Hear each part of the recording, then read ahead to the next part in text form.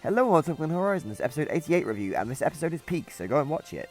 Let's finally have a long-awaited battle with Gibeon and Zygarde, but first we get to build a bit of tension with the citizens of Kamuri down and Rise and Volt tactics at the bottom of the mountain looking up as Rako as the skies are changing. All is the interesting one here as she looks at the button on the ship's bridge, basically telling us that's coming in the next episode.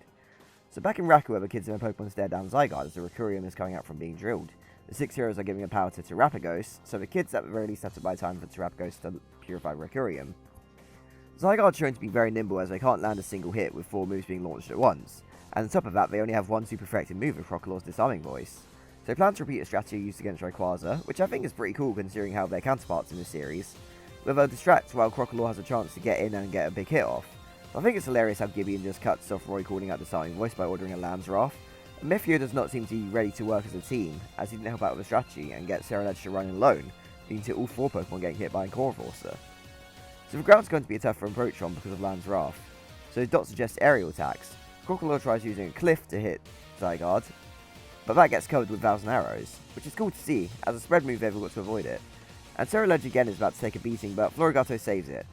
And this is where Liko tells him they need to be a team here, especially as he was the one asking for help. So Dot's struggling to think of a plan, so Roy thinks they've got to just attack, which Mephiyo kind of backs up as they can try and take any advantage Gibeon has away from him.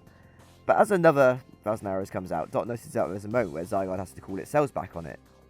So it leaves Zygarde open for an attack. And I thought that was pretty cool. I never thought of that move as it firing out its cells. As the kids' Pokemon rush in again, they have Direction. Spinel and Gibeon both berate them. But Pokemon all dodged it, and it was bait. Now we all have an opening to attack, and Gibeon has no ace up his sleeve, as Zygarde knows Thousand Waves too. So yeah, his Zygarde knows all the signature moves Zygarde has, which is pretty cool. But that's been disrupting the kids pretty bad.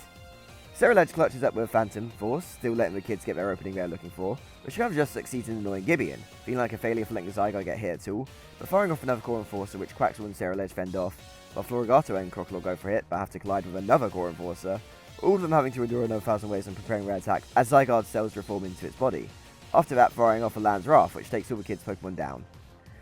So with the first half of the battle done there, it felt quite brutal and challenging. Gibeon was efficient and methodical with his commands, hiding moves until it's the right time. Zygarde's set apart from all the other legendary encounters the kids have had, because it's under the command of a trainer this time, and someone who can counter-strategize them. Letting the kids' Pokemon's attack lands to knock them all down with Lamb's Wrath was a pretty great play. Florigato is the only one barely standing, and Gibeon's like, you resisted because you're typing? Bet, and is ready to fire off a Core Enforcer to finish off Florigato, Terapagos, and everyone else. So what can Liko do but call out Magical Leaf as, Gibeon just maniacally laughs. Spinel declares that battle's over. Free does mutter a quick no though, and Liko really calls out to Florigato, who his feelings reach her. Liko sees what Florigato is protecting, how everyone's protecting Terapagos. So Liko runs over to Florigato despite danger, saying she's with Florigato as she wants to help protect everyone. And as Liko's plea to help protect the wishes of Lucius, the 6 heroes and Terapagos, Florigato explodes into a bud of blue energy, and it's time for Florigato to become Zygarde. I do like how everyone claims that evolves. It's nice seeing all her friends in awe while the explorers are all in disgust. Ceruledge gets the energy to get up for one more move as well, joining Liko and Zygarde, willing to open her path so that they can finish the fight. A wind blows over the battlefield, and Gibeon breaks the quiet with a Lamb's Wrath. That Zygarde and Ceruledge dodge. Ceruledge counters an incoming Core Enforcer with Swords of Regrets, as Zygarde can land Acrobatics, disrupting Core Enforcer with Sucker Punch. And as Zygarde dodges and is going to fire off a Core Enforcer again, Zygarde reveals its new moves, Flower Trick, but it takes a lot about Zygarde doing it, and it still hurt. Zygarde gets back up and stops fighting, but Gibeon's begging Zygarde to just finish him off, but looks back at him and slivers over to Liko and Mephiyo, looking at them before dispersing into its cells, leaving Gibeon alone as he begs it not to go.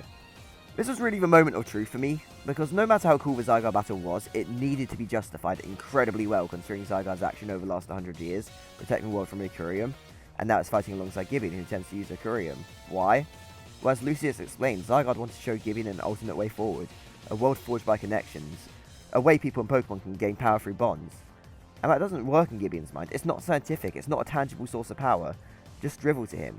But Lucius counters him, saying, well, look at how well Liko and Zygarde are connected there, and that power led to an evolution. And Mephiyo says he felt the same with Ceruledge. Lucius said that Zygarde fought alongside him, so Gibeon could feel that feeling. Gibeon looks at Zygarde's Pokeball as Lucius approaches, and as Spinel grimaces over having seemingly lost, Terapagos and the heroes are ready, letting Terapagos become Stellar, which is great to properly see as the sky starts to clear and the episode ends. So this was absolutely awesome. I do want to quickly go back to the end of Gibeon there, because his breakdown was so great. I think it's kind of what he needed, because he had no more cards to play. So he's like freaking out that his partner had left him, he's cursing Lucius for his bloodline thwarting him again, and you can really feel his pain. I'm not sympathetic for Gibeon and his actions, but seeing him scream out as Lucius tells him he's lost hit him so hard, and especially the way he's drawn in it.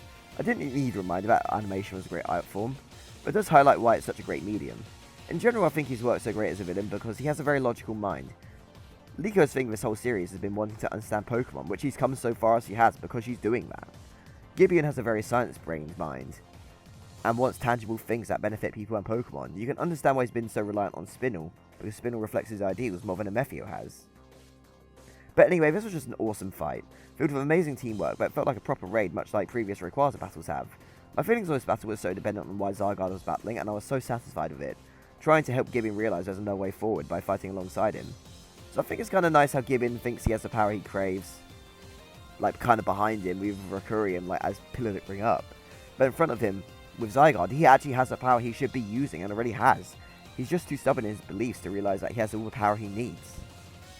Of course I've got to talk about Meowscarada. It was such a great moment that really highlighted the whole narrative of the battle, which I think is the key to giving a strong evolution. The bond of people and Pokemon is the point of the battle.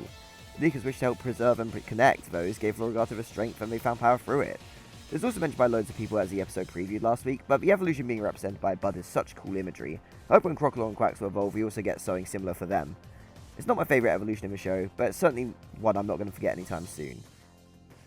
I think it also helps exemplifies why Liko is such an outstanding character, because all this episode she's talking in like a very like commanding way. You know, she's like got such resolve, such strength in like wanting to protect people. You know, Gibeon has a strong resolve, but you know, she's saying like, well, we've got a strong resolve too. It is fantastic. So what else is there for me to really say? As a real climax of Rakura arc, I think it did everything it needed to, providing an entertaining and challenging battle where everyone gave it their all. There's some real stakes that they have to buy Terrapko's time, so it explains why the 6 heroes on Terrapkos aren't just helping to blow Zygarde away. On top of that, seeing a Liko and a Amethio fighting alongside each other just feels like such a natural conclusion for this story. Yes, this kind of repeats how Gibeon lost in Rakura 100 years ago. But as time has gone on, both of Lucius and Gibeon's bloodline have come together to realise what Gibeon wants is wrong, and fight against him. It's just chef's kiss, good stuff. This episode is all I wanted for Rakura Climax to be, and of course I fully recommend it.